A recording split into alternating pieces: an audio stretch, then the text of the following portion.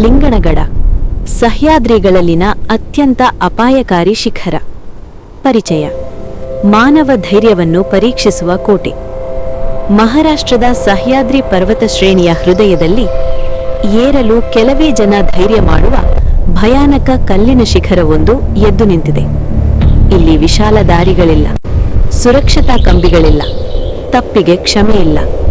ಇದು ಲಿಂಗನಗಡ, ಭಾರತದಲ್ಲಿನ ಅತ್ಯಂತ ಅಪಾಯಕಾರಿ ಮತ್ತು ತಾಂತ್ರಿಕವಾಗಿ ಸವಾಲಿನ ಕೋಟೆಗಳಲ್ಲೊಂದು. ಇಂದಿಗೂ ಇಲ್ಲಿ ಏರಲು ಅನುಭವ ಸಂಪನ್ನ ಟ್ರೆಕ್ಕರ್ಗಳು, ರಾಕ್ ಕ್ಲೈಂಬರ್ಗಳು ಮತ್ತು ಪರ್ವತಾರೋಹಕರಿಗೆ ಮಾತ್ರ ಶಿಫಾರಸು ಮಾಡಲಾಗುತ್ತದೆ. ಒಂದು ತಪ್ಪು ಹೆಜ್ಜೆ ಪ್ರಾಣಘಾತಕವಾಗಬಹುದು.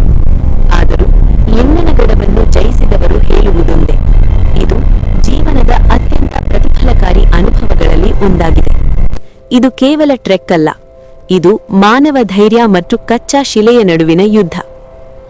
ಸ್ಥಳ ಮತ್ತು ಭೌಗೋಳಿಕ ಸ್ಥಿತಿ: ಲಿಂಗನಗಡವು ಮಹಾರಾಷ್ಟ್ರದ ರಾಯಗಢ ಜಿಲ್ಲೆಯ ಮಹಾಡ್ ತಾಲೂಕಿನಲ್ಲಿ ಸ್ಥಿತವಾಗಿದೆ.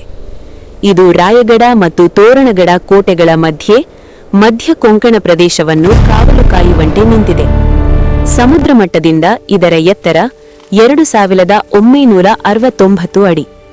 ಸಾಮಾನ್ಯ ಪರ್ವತ ಕೋಟೆಯಂತಲ್ಲದೆ ಇದು ನೇರವಾಗಿ ಎದ್ದಿರುವ ಭಾರೀ ಶಿಲಾಶಿಖರದಂತಿದೆ. ಈ ಕೋಟೆಗೆ ಅದರ ಆಕಾರದಿಂದಲೇ ಹೆಸರು ಬಂದಿದೆ. ಶಿವಲಿಂಗದಂತೆ ಉದ್ದವಾಗಿ, ಸಣ್ಣದು ಮತ್ತು ಭಯ ಹುಟ್ಟಿಸುವಂತಹ ಆಕಾರ. ಆರಾಮಕ್ಕಲ್ಲ, ಯುದ್ಧತಂತ್ರಕ್ಕಾಗಿ ನಿರ್ಮಿತ ಕೋಟೆ. ಲಿಂಗನಗಡವನ್ನು 1648ರಲ್ಲಿ ಛತ್ರಪತಿ ಶಿವಾಜಿ ಮಹಾರಾಜರು ಚಂದ್ರರಾವ್ ಮೋರೆಯನ್ನು ಸೋಲಿಸಿದ ನಂತರ ರಾಯಗಢದೊಂದಿಗೆ ನಿರ್ಮಿಸಿದರು. ಇದರ ಉದ್ದೇಶ ರಾಜವಾಸ ಅಲ್ಲ, ಯುದ್ಧತಂತ್ರದ ರಕ್ಷಣೆ.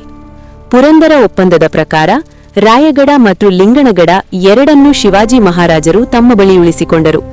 ಇದು ಲಿಂಗನಗಡದ ಸೈನಿಕ ಮಹತ್ವವನ್ನು ತೋರಿಸುತ್ತದೆ. ಇಲ್ಲಿ ಅರಮನೆಗಳಿರಲಿಲ್ಲ, ದೇವಾಲಯಗಳಿರಲಿಲ್ಲ. ಇದು ಕಾವಲು ಗೋಪುರ, ಕಾರಾಗೃಹ ಮತ್ತು ತಾಂತ್ರಿಕ ಕೋಟೆ ಮಾತ್ರವಾಗಿತ್ತು.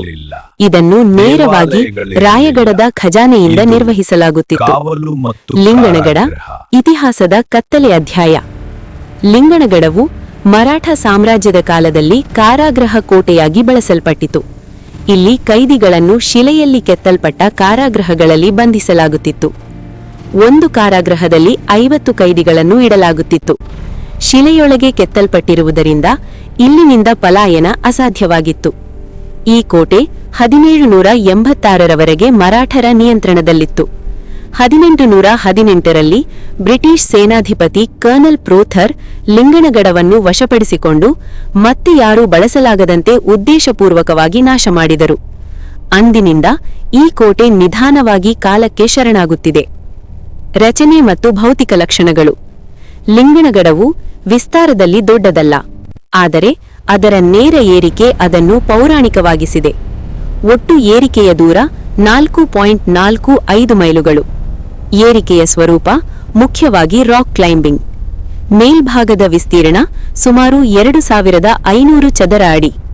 ಕೋಟೆಯಲ್ಲಿರುವ ಅವಶೇಷಗಳು: ನೆಲದ ಬಳಿ ಗುಹೆಯ ಬಳಿ ಧಾನ್ಯ ಕೋಡಮದ ಅವಶೇಷ, ಕುಡಿಯುವ ನೀರಿನ ಶಿರಾಕುಂಡಗಳು, ಸಂಪೂರ್ಣ ನಾಶವಾದ ಶಿಲಾ ಕಟ್ಟಿದ ಮೆಟ್ಟಿಲುಗಳು, ಮೇಲ್ಭಾಗದ ಬಳಿ ಕೋಟೆ ಗೋಡೆಗಳ ಅವಶೇಷ.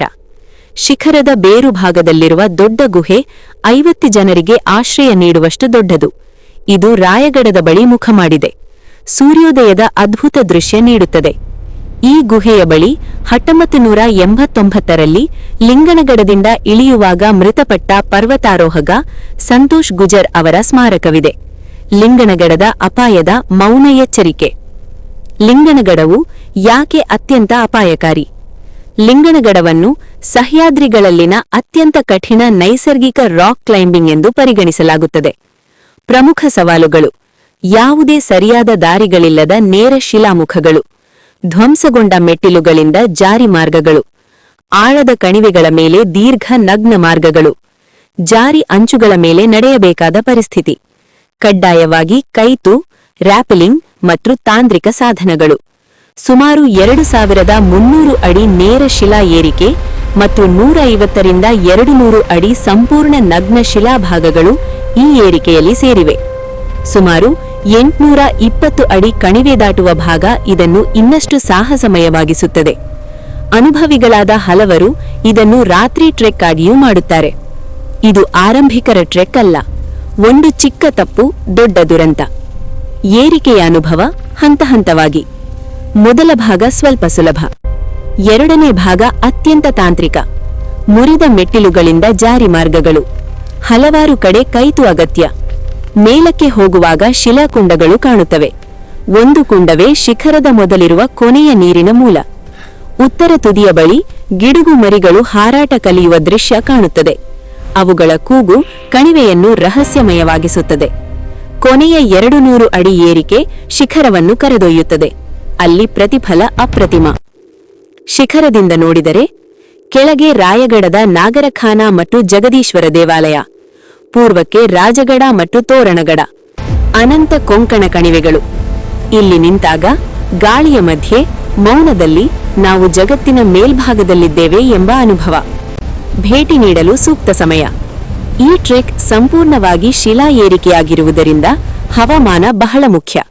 ಉತ್ತಮ ಕಾಲ ನವೆಂಬರ್ನಿಂದ ಫೆಬ್ರವರಿ ಅಥವಾ ಮಾರ್ಚ್ ಮೊದಲ ಭಾಗ. ಮಳೆಗಾಲದಲ್ಲಿ ಈ ಕೋಟೆ ಅತ್ಯಂತ ಅಪಾಯಕಾರಿ. ಯಾರು ಮಾತ್ರ ಲಿಂಗನಗಡ ಏರಬೇಕು?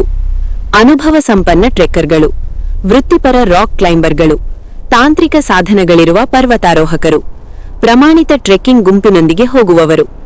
ಸಾಹಸ ಪ್ರಿಯರಿಗೆ ಲಿಂಗನಗಡ ಒಂದು ಸ್ಥಳವಲ್ಲ, ಏಕಾಗ್ರತೆ, ಸಹನೆ ಮತ್ತು ಜೀವಸಹಜ ಬುದ್ಧಿಯ ಪರೀಕ್ಷೆ.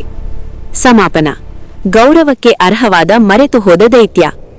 ಲಿಂಗನಗಡದಲ್ಲಿ ಅರಮನೆಗಳಿಲ್ಲ, ಮಹಾಕಾವ್ಯಗಳಿಲ್ಲ, ಆದರೆ ಇದರ ಶಕ್ತಿ, ಇತಿಹಾಸ ಮತ್ತು ಅಪಾಯ ಇದನ್ನು ಅಮರಗೊಳಿಸಿದೆ. ಒಂದು ಕಾಲದಲ್ಲಿ ಇದು ಮರಾಠ ಸಾಮ್ರಾಜ್ಯದ ಹೃದಯವನ್ನು ಕಾವಲು ಕಾಯಿತು. ಇಂದು ಇದು ಮತ್ತೊಂದನ್ನು ಕಾಪಾಡುತ್ತದೆ, ಧೈರ್ಯ ಮತ್ತು ಅಜಾಗರೂಕತೆಯ ಸಣ್ಣ ಗಡಿ. ಲಿಂಗನಗಡವು ತಪ್ಪುಗಳನ್ನು ಕ್ಷಮಿಸುವುದಿಲ್ಲ, ಗೌರವಿಸುವವರಿಗೆ ಮಾತ್ರ ಪ್ರತಿಫಲ ನೀಡುತ್ತದೆ.